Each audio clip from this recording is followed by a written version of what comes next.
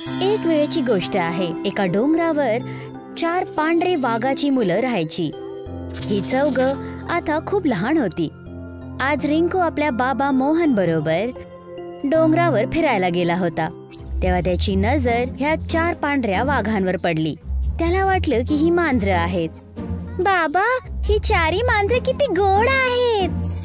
हो बाळा, प्रेमळ तर खूप आहे, पण यांना सोबत नाही घेऊन जाता येणार. आई खूप चिडेल. ठीक आहे, तर मी थोडा वेळ इथेच खेळतो ह्यांच्या बरोबर.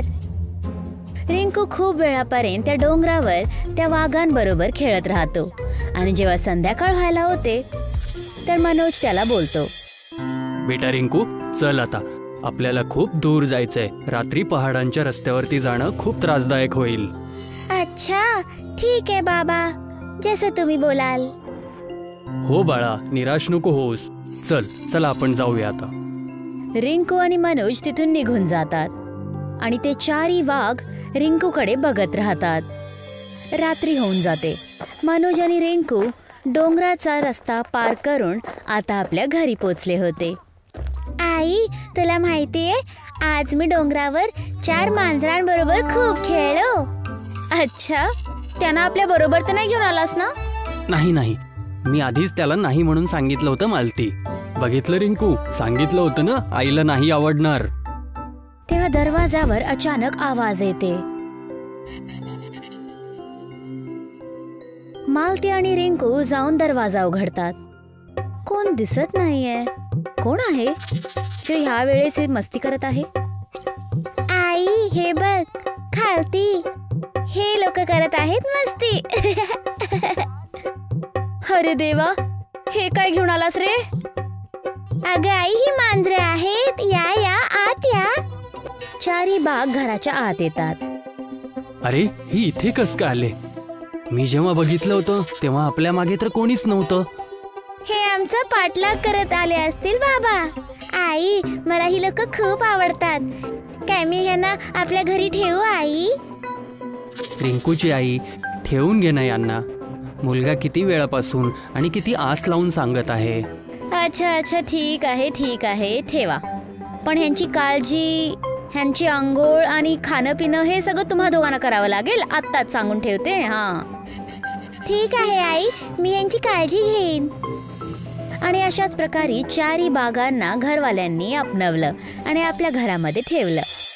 खरं तर हे गाव रंगीनपूर आपल्या नावाच्या एकदम विपरीत होतं. इथे ऋतूंचं बरोबर येणं जाणं नव्हतं आणि ह्याचमुळे शेतांची फसल पण चांगली होत नव्हती. आता 1 वर्ष निघून गेला होता. ही चौघं आता खूप मोठी झाली आहेत. कुणाला वाटलं होतं हे तर वाघ निघतील. विद्युत, ज्वाला, पवन, तरल, तुम्ही कायम माझ्या बरोबरच राहा. जेव्हापासून तुम्ही ह्या गावामध्ये आला आहेत, आता सगळे मौसम एकदम वेळेवर येत आहेत आणि शेती पण खूप चांगली होत आहे. सगळीच परेशानी संपून गेली आहे. हो, ही गोष्ट तर बरोबर बोललास. शेवटी ह्यांची नावं पण ह्यांच्या वेशभूषेवरच गेलेले आहेत. नक्कीच ही लोक दिव्य प्राणी आहेत, जे गावाच्या भाग्याला ओघडण्यासाठी रिंकूच्या जरिये आले आहेत. हो, एकदम बरोबर बोलत आहेस. पण आपण यांना सोबत कुठे घेऊन नाही जाणार आणि हीच सगळ्यात मोठी समस्या आहे. आणि लोक यांना घाबरून हेच म्हणतील की यांना गावापासून कुठेतरी दूर नेऊन सोडा. त्यामुळेच आपल्याला यांना लपवूनच ठेवावं लागेल. मनोजचं बोलणं ऐकून 4ही बाघ रिंकूकडे बघत असतात. नाही, तुम्ही लोक कुठेच नाही जाणार. ह्यांना बोलू दे, ह्यांना जे बोलायचं आहे. मी तुम्हाला कुठेच नाही जाऊ देणार. रिंकूच्या आई बाबांना वाटतं की रिंकू त्यांना कुठंतरी बाहेर घेऊन नाही जात. पण त्यांना हे माहित नव्हतं की प्रत्येक रात्री रिंकू ह्या चांगल्या सुंदर दिव्य प्राण्यांना घेऊन फिरायला जायचा. आज पण तशीच एक रात्र होती. पण आज जोरदार पाऊस पडायला लागला. अरे, आज तर खूप पाऊस पडत आहे विद्युत. असं करूया, घरी जाऊया. विद्युत आणि बाकीचे वाघ रिंकू बरोबर घरी यायला लागतात. तेव्हा अचानक विद्युत रिंकूला खाली पाडवतो. रिंकू बेशुद्ध होऊन पडतो आणि तेव्हा एक वीज विद्युतवर पडते. त्याच्यानंतरही विद्युतला काहीच होत नाही. वाघ रिंकूला घेऊन ताबडतोब घराकडे येतात. जसंच सगळेजण तिथून जातात तेव्हा एक माणूस त्याच जागेत येऊन उभा राहतो. तर हे चारी पण वाघ इथे होते. आकाश, धरती, अग्नी आणि जल त्याच्या तत्वापासून उत्पन्न झालेले हे दिव्य वाघ किती दिवसापासून यांना शोधत होतो आणि हे आत्ता जाऊन भेटलेत. चांगलंय, आता यांचा पत्ता लागलाच आहे तर यांना कैद करणं खूप सोपं होईल. दुसऱ्या दिवशी रिंकू आपल्या घरी आराम करत होता. तो हळूहळू शुद्धीवर येतो. आई, आई, माझा मुलगा लाला, कुठे गेला होतास रे तू काल? जर का हे वाघ तुला नाही घेऊन आले असते तर आम्हाला तर कळलंच नसतं. बेटा, आता आम्हाला न सांगता कुठेच नको जाऊस. आणि शेवटी तुला झालं काय होतं? तू एवढ्या वेळापासून बेशुद्ध कस काय झालास? रिंकू ध्यान लावतो की त्यावेळेस काय झालं होतं. तर त्याला इतकं आठवतं की विद्युतने त्याला पाडवलं होतं आणि बाकी तिन्ही वाघ त्याच्या वरती चढले होते. मला आठवत नाहीये बाबा, मला फक्त एवढंच आठवते की मी फिरायला गेलो होतो आणि तेव्हा काहीतरी झालं आणि जेव्हा माझे डोळे उघडले तर मी इथे आहे. तेव्हा तिथे तोच माणूस जो काल रात्री तिथे होता तो येतो. खोटं बोलणं पाप आहे बाळा. खरं सांग ना तुझ्या आई वडिलांना की झालं काय होतं. तुम्ही कोण आहात आणि घरात कस काय घुसले? मी तर बस एक राहकीर आहे. माझं नाव जाणून काय करणार आहात? नाव नाही तर काम सांगा. आणि इथे का आलेत तुम्ही? आणि तुम्ही काल असं काय बघितलं? चला नावच जाणून घ्या आधी. माझं नाव आहे रघुराज आणि मी या वाघांमुळेच इथे आलो होतो. तेव्हा मी बघितलं की तुमचा मुलगा वाघांसोबत फिरायला निघाला होता आणि अचानक त्या वाघाने तुमच्या मुलाला आपल्या स्वतःच्या पाठीवरून खाली फेकून दिलं. नाही आई, त्याने फेकलं नाही, मी फक्त पडलो होतो. तुम्ही ह्या वाघाबद्दल काय जाणता? बस हे वाघ चांगले वाटले तर इथे येऊन खोटं बोलत आहात. मी खोटं नाही बोलत आहे. हे वाघ नाही आहेत नुसते, हे दिव्य वाघ आहेत. चारी तत्वांचे प्रतीक आहेत. यांच्याचमुळे तुमच्या गावातल्या बंजर जमिनी आणि ह्या निसर्गाचे त्रास संपलेले आहेत. तर तुम्ही त्यांचा वाईटपणा का दाखवत आहात? तर हे वाघ तर त्या मुलांसाठी आणि या मुलांसाठी एका वरदान स्वरूपात आलेले आहेत. तेव्हा हे छोटे होते, आता हे वाघ मोठे झालेले आहेत. काल मी बघितलं की जसंच त्या वाघाने तुमच्या या मुलाला आपल्या अंगावरून खाली फेकलं तेव्हा अचानक एक वीज चमकली एकदम जोरात आणि त्याच्यावरती पडली. कारण हा वाघ ज्याला हा मुलगा विद्युत सांगत होता, हा विजेचा म्हणजेच आकाशाचं प्रतीक आहे. आता अशी घटना होतच राहणार. तर तुमचा मुलगा कसा सुरक्षित राहील आणि हे गाव पण कसं सुरक्षित राहील? बाबा, यांना बोला ना. मी या वाघांना आपल्या भावांसारखं मानतो. मी यांना कुठंच जाऊ नाही देणार. दिव्य असो किंवा नसो, पण आहेत तर हे जनावरच ना. दोरी बनवून ठेवणंच अकलेचं काम होईल. नाही, मी यांना पाळलेलं आहे आपल्या मुलांसारखं. मी यांना नाही जायला देणार. तुमच्या दोघांचं बोलणं बरोबर आहे, पण शेवटी आपण या गावातल्या लोकांना धोक्यामध्ये नाही टाकू शकत. एकतर आपल्याला या गावाला सोडून पहाडांमध्ये जावं लागेल.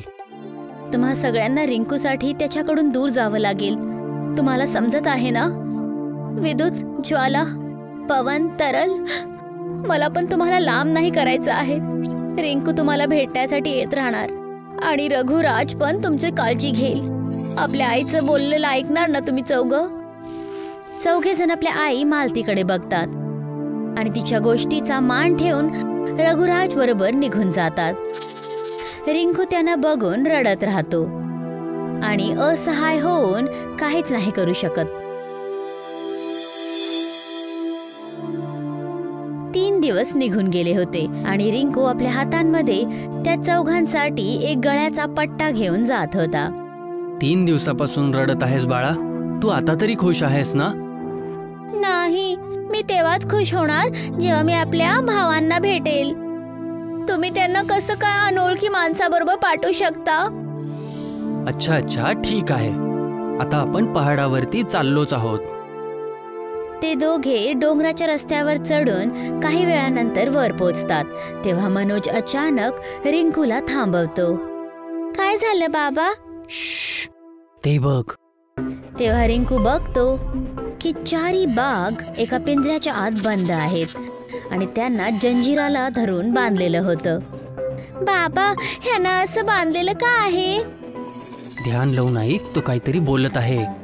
तू त्या मुलाला विजेपासून वाचवलं आणि तो घाबरू नये यासाठी त्याला झोपवलं, आणि ते पण जादूने. पण मी सांगितलं की तू त्याला जखम पोचवली आहेस आणि ती वीज तुझ्यामुळे पडली आहे, आणि त्यांनी ते मानलं सुद्धा. आता तुम्ही लागले माझ्या हातात. खूप वर्षापासून तुमच्या मार्गात होतो मी, आणि आज तुम्ही माझ्या हातात लागले आहात. हा दादा, आता आपल्याला कोणीच नाही थांबवू शकत. याला आपल्या कब्ज्यामध्येच ठेवूया, आणि जर बोलणं नाही ऐकलं तर त्या मुलाला त्रास देऊया. रिंकू पळत पळत झाड्यांमधून बाहेर पडला आणि मनोज त्याच्या माग माग. कोण आहेत तुम्ही दोघा? ह्या चौघांचे भाऊ आणि वडील आहेत. इथे का आलात? स्वतःच्या पायावरती स्वतःच कुऱ्हाडी मारताय.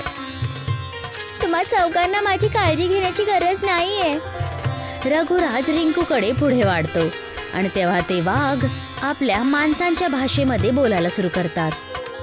त्या मुलापासून दूर राहा मनुष्य. आईने आम्हाला तुझ्यासोबत यायची आज्ञा दिली आहे, पण तू रिंकूला जर शिवलं जरी तर तू आमच्या चौघांचा कहर बघशील. शे, ठीक आहे, काही नाही करत आहे मी. तसं पण तुम्ही हा पिंजरा तोडू नाही शकणार आहेत, आणि मी सुद्धा पूर्ण रस्त्यात तुमच्यासोबत वाद नाही करू इच्छिते. त्यामुळेच या मुलाला सोडून देतोय. रिंकू, तू आम्हाला भेटायला आलास, आम्ही खूप खुश आहोत. पण आता तुम्ही वापस जा. बाबा, कृपया तुम्ही याला वापस घेऊन जा. पण बाळा, मी तुम्हाला या हालमध्ये नाही सोडू शकत. आईने सांगितलं होतं की रिंकूची याच्यातच भलाई आहे. आम्ही त्यांची गोष्ट नाही टाळू शकत. तू गप्प बस, तुला काहीच नाही माहित. आईने असा काहीच आदेश नाही दिला. त्यांना ही गोष्ट माहीतच नव्हती की ती वीज तुझ्या कारण नाही पडली होती, पण तू मला त्याच्याहून वाचवला होतास. हो, आता घरी चला मुलांनो. दादा, हे तर असं बोलत आहेत आपण इथे जसं काही आहेच नाही. चल अज्जो, हे वाघ आपल्या गोष्टीला टाळूच शकत नाहीत, आणि ह्या बेड्या तोडणं सोपं काम नाहीये. त्या पिंजऱ्यामध्ये एक विस्फोट होतो. चारी बाघ रिंकूकडे परत येतात. वेतू, तू बोलू शकतोस? मी आपल्या चौघांमध्ये सगळ्यात मोठा आहे, आणि मी आत्ताच काही दिवसापूर्वी बोलणं शिकलो आहो. चला बाळांनो, आपण आता घरी जाऊया. चारी बाघ आपल्या भाऊ रिंकू बरोबर घरी जातात, आणि ह्याने हे कळतं की प्राण्यां आणि माणसांमध्ये काहीच फरक नाही. जेव्हा गोष्ट प्रेम आणि स्नेहाची येते तर प्राणी असो किंवा माणसं, ते एक कुटुंबच आहेत.